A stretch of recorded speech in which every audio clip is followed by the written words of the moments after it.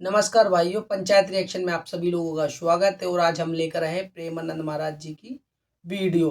जिस जिस वीडियो में विराट कोहली और अनुष्का दोनों आए हुए हैं गुरु जी के आश्रम में। और ये वीडियो हम लेकर आए हैं भजन मार्ग से, जिसका लिंक डिस्क्रिप्शन में दे रखा है। भजन मार्ग को जाके सब्सक्राइब कर लीजिए। भारत के संविधान के अनुसार बोलने का मौलिक अधिकार प्रत्येक भारतीय व्यक्ति को है, तो हम भी भारतीय व्यक्ति हैं और हमको भी अधिकार है भारत में बोलने। चलिए शुरू करते हैं वीडियो। गंभीर भाव से रहिए, विनम्र रहिए और खूब नाम जप कीजिएगा। जीवन को उन्नतिशील बनाना है। जब तक भगवान न मिल जाए तब तक हमारी यात्रा रुकनी नहीं है। लौकिक पारलौकिक सब क्षेत्रों को पार करते हैं। एक बार ठाकुर जी के देखें, सही बात है। जिसके हम असली में हैं, एक बार भरनेत्र उसको तो भी देखें। अनंत जन्म व्यतीत हो गए इसी माया में भ्रमित होते हुए, न जाने किस किस को अपना बनाया, सब छूटते गए। एक बार जो अपना है उसको तो देखें, जो एक बार अपना असली पिता है, जिसने मुझे प्रकट किया, जिसने मुझे बनाया है, एक बार उसको देखें। एक बार लालसा होनी चाहिए। सुनते हैं बड़े सुंदर हैं यार, एक बार तो देखना चाहिए ना। बड़े सुंदर हैं, देखने योग्य हैं, अपने हैं, प्यारे हैं, तो एक बार ये लक्ष्य बना लेना चाहिए कि आप चाहे जिस जन्म में मिलो, ये आपके ऊपर छूट है, लेकिन प्यारे अब मैं आपसे मिलना चाहता हूँ। आपने सब सुख देख दिए, दिखा दिए, अब हम मुझे नहीं चाहिए, अब मुझे आप चाहिए। और अगर आप चाहिए तो सारे सुख आपके चरणों में अपने आप आ जाएंगे।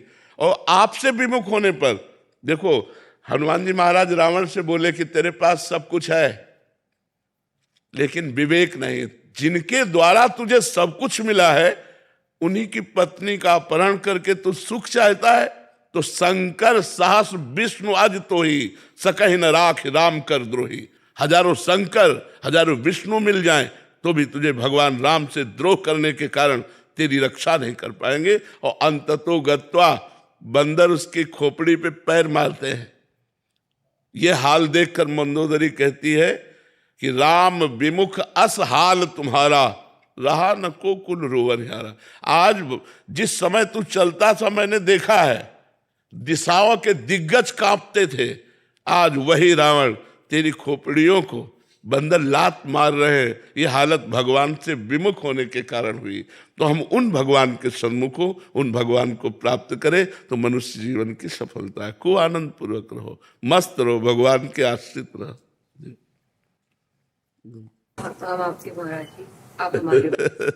हम सब श्री जी के हैं। हम एक छत्र के नीचे हैं, जिसका है नीला छत्र है ना, नीला छत्र है ना आकाश, हम सब उसी के बच्चे हैं, हम उसी के हैं। हाँ, आगे का मार्ग आप नहीं जानते तो हम आपका हाथ पकड़ लिए, हमारा कोई हाथ पकड़े है, उसका कोई हाथ पकड़े है और उसका वो हाथ पकड़े है। ऐसे हम क्रम से जा रहे हैं। इष्ट आचार्य गुरुदेव उन्हीं के बल से हम जा रहे हैं। ये जो परंपरा बनी है वो ऐसे ही बनी है कि हम आपका हाथ पकड़े हैं, लेकिन मेरे में सामर्थ्य नहीं। मेरे गुरुदेव मेरा हाथ पकड़े हैं, लेकिन मेरे गुरुदेव आचार्य का हाथ पकड़े, आचार्य इष्ट का हाथ पकड़े, तो मतलब हम लाइन में ही हैं, हम वहीं पहुंच जाएंगे। जय जय श्री हरि।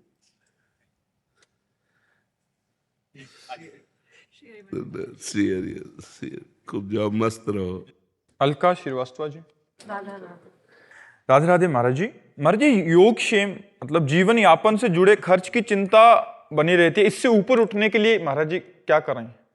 आप बताइए, आप दुख प्राप्ति की चाह करते हैं क्या? कोई स्वयं प्राप्त होता है ना, ऐसे सुख प्राप्त हो जाएगा जो आपके भाग्य में लिखा है। सुख और दुख के लिए आपको प्रयास नहीं करना, आपको प्रयास करना है सुख और दुख से परे परमानंद की प्राप्ति के लिए, भगवान की प्राप्ति के लिए।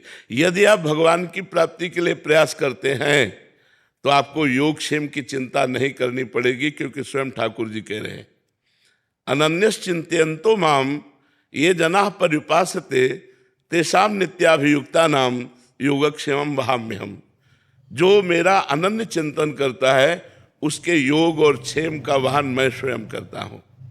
योग का तात्पर्य होता है प्राप्त जो है और अभी जो नहीं प्राप्त है, नहीं प्राप्ति की प्राप्ति कराने का नाम योग है। और जो प्राप्त है उसकी रक्षा करने का नाम क्षेम है। जो नहीं प्राप्त है वो स्वयं ठाकुर जी प्राप्त कराएंगे, और जो प्राप्त है उसकी रक्षा स्वयं ठाकुर जी करेंगे। वो देख रहा है योगक्षेमम वहाम्यहम्, वो ऐसे थोड़ी बोल रहा है, वो सच्चिदानंद है, वो सत्य नारायण है, वो जो बोलता है वो करता भगवान है। बोल रहे हैं। उन्होंने कहा योगक्षेमम वहाम्यहम्, मेरा सिर्फ कार्य है उसका आश्रय लेकर चिंतन करना, और उसका कार्य है व्यवस्था करना।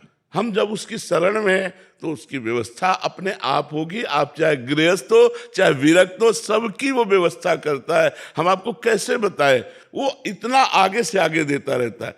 आपको क्यों नहीं मिलता है? क्योंकि आप अहंकार से अपना पोषण कर रहे हैं, भगवान से नहीं।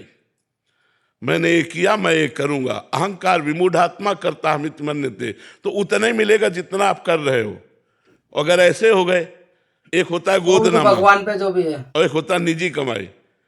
जो भक्त होता है वो गोदनामे में होता है। हमारा विश्वास, हमारा आत्मनिर्भर भाव, हमारी आत्मा भगवान है, उन पर निर्भर भाव, तो कहते योगक्षेमम वहाम्यहम्। हम एक गृहस्थ की बात बताते हैं। हम रोटी मांगने जाया करते थे, तो उनको देखते तो पूजा में ही लगे रहते। बिहारी जी के तीनों काल के दर्शन, यमुना स्नान, वृंदावन की प्रदक्षिणा और नाम जब भक्ति में रत रहते। उनकी बेटी सयानी हुई, कोई अर्थ की व्यवस्था नहीं कि आपकी बेटी सयानी हो रही है और ब्याह करना है और आप रात दिन पूजा में ही केवल लगे रहते। आपकी आय कोई है नहीं। जो रेलवे में तो उससे जो उनको मिलता था पेंशन, उसी से उनका चलता था। वो बिल्कुल बिल्कुल विरक्त संत जैसे गृहस्थी में। तो उनका बाबा, हम बिहारी जी की वो बात देखते हैं जो उन्होंने कहा योगक्षेमम वहाम्यहम्। मैं पूर्ण भरोसे पे हूं, जिस तारीख को जिस समय होना होगा वैसा होगा। एक परमहंस जी थे, अभी उनका शरीर पूरा हुआ, बड़े ब्रज के गुप्त परमहंस थे, उनको कोई जानता नहीं था। वो एक इंजीनियर को गुड़गांव से लेकर के आए बिहारी जी के दर्शन कराने। तो वो उनके यहाँ पहुंचे, पहुंच कर कहा कि तुम्हारी बेटी ब्याह लायक है यार, ब्याह नहीं करोगे? तो उनका कोई संयोग बैठेगा तो देखेगा हम तो बिहारी जी के ऊपर है। तो कहा ये इंजीनियर है, ठीक रहेगा? इंजीनियर से कहा लड़की ठीक रहेगी? उन्होंने कहा जी 5 मिनट हम बात कर लें। बोले बात कर लो, ब्याह हो गया। कैसे बिहारी जी करते, कैसे व्यवस्था करते? योगक्षेमम वहाम्यहम्। ये कोई भगवान ने मजाक नहीं की, गीता जी में स्वयं भगवत वाणी, पर हम ऐसे नहीं हो पाते। हम कहते हैं ऐसे रहो, तुम बचाने की कोशिश मत करना, तलवार आएगी और तुम्हारे गले में हार बन जाएगी, वो तुम्हारे गले को छू भी नहीं सकती यदि भगवत आश्रित हो। 5 वर्ष का बालक प्रहलाद है, त्रिभुवनपति हिरण्यकश्यप है, आग में जलाता है, जहर पिलाता है, हर कोशिश मारने की करता है, लेकिन 5 वर्ष के बालक का बाल भी बांका नहीं कर सका। और भगवान ने नरसिंह रूप धारण करके फाड़ के फेंक दिया उस वरदानी, विशेष वरदान प्राप्त किए हुए हिरण्यकश्यप को भगवान ने फाड़ के फेंक दिया। और 5 वर्ष के बालक का वो त्रिभुवनपति होने पर भी बाल बांका नहीं कर पाया। ऐसे भगवान हमारे हैं। भगवान की अनंत सामर्थ्य है, हम भगवान के आश्रित नहीं हो पाते, इसलिए हमें बात नहीं। अरे योगक्षेमम वाम्यम, ऐसा मत सोचो कि केवल बाबा जी का ही योगक्षेमम वाम्यम। भगवान अपने भक्त का योगक्षेमम। अर्जुन बाबा जी हैं क्या? अर्जुन के रथ की बागडोर पकड़े हुए अखिल ब्रह्मांडों का नायक वहां बैठा है जहां अर्जुन की जूतियां है। रथी जब खड़ा होता है तो उसकी पादुका जहां होती वहां सारथी का निवास। कौन है? ध्येयम सदा परिभवग्नम अभीष्ट दोहम तीर्थास्पदम शिव विरंच नुतम शरण्यम भृत्यार्थिहम प्रणतपाल भवाब्धिपूतम वंदे महापुरुष ते चरणारविंदम। जो भगवान शंकर ब्रह्मादि हैं, जिनके चरण रज की वंदना करते हैं, वो भगवान श्री कृष्ण है। और बैठे कहाँ हैं? सारथी बने बैठे हैं। तो हमें विश्वास होना चाहिए, विश्वास के बिना भक्ति नहीं और भक्ति के बिना सदगति नहीं। इसलिए चाहे गृहस्थ हो चाहे विरक्त हो, भगवान पर विश्वास करो, उसका चमत्कार देखो, उसका चमत्कार देखो, भगवान कैसे रक्षा करते। महाराज जी, आपने बोला कि अप्राप्त की प्राप्ति और जो प्राप्त है उसकी रक्षा करते हैं प्रभु। महाराज जी, यहाँ जब मनोकामना वाली बात आती है कि हमने भगवान से मांगा फिर दिया नहीं, क्यों दे? भगवान तुम्हारे नौकर है। तुमने तपस्या की, तुमने साधना की, तुमने उपवास रखे, तुमने व्रत रखा, तुम तीर्थयाटन किए, तुम कितना नाम जप किए, क्यों दे दे? हमने बताया है कि दो प्रकार से भगवान देते हैं। एक तो होता है अपनापन, जैसे ये हम दुनिया जो है हमारे भगवान की एक दुकान है, मेरे मालिक की दुकान में है सबका जीवन खाता। अब इस दुकान पर जब हम जाते हैं और हम कहें जरा सोने का हार दिखाइए, लीजिए पैसा आपको देना पड़ेगा। सही बात है। अच्छा, घर का आदमी गया और उसने कहा ये हार तो हमें बहुत पसंद है, ले लीजिए, उससे पैसा मांगेगा क्या? तो या तो भगवान के बनो, तो आप मेरा स्वामी है, मैं उनका दास हूं, वो मेरा पिता है, मैं उनका पुत्र हूं, जिधर चाहूं, जो चाहूं, जब चाहूं, जहां चाहूं वहां उपस्थित करवा दूं, क्योंकि वो अखिल सामर्थ्यशाली है। या तो घर के बनो, उनके दास, उनके निज जन बनो, उनके सखा बनो, उनको प्रीतम मानो, और या फिर तपस्या करो। तपस्या करो और फिर भगवान से चाहो तो, जैसे श्री ब्रह्मा जी ने कर्दम जी को आदेश किया, जाओ गृहस्थ धर्म उत्पन्न करो। श्री कर्दम जी ने सोचा, बहुत ज्ञानी महापुरुष थे, तो उन्होंने 10,000 वर्ष तपस्या की। दाहिने पैर के अंगूठे के बल खड़े होकर हाथ उठाकर 10,000 वर्ष तपस्या की। भगवान प्रसन्न हुए तो उनका मुझे मेरे योग्य पत्नी चाहिए। तो आदि सम्राट महाराज मनु की पुत्री देहूति, भगवान ने कहा वो परसों आएंगे और आपका ब्याह कर देंगे। 10,000 पत्नी भी वर्ष चाहिए तो 10,000 वर्ष, तो कलयुग में 10,000 वर्ष तो जीला नहीं, 80 वर्ष जीला यार। 10 दिन तो भजन करो, कुछ चाहिए तो भजन करो। ऐसे थोड़ी कि बोल दिए जाके कि तुम्हें 100 किलो लड्डू खवा दे, भूखों मर रहे हैं। अरे पूरे विश्व ब्रह्मांड को भगवान पवा रहे।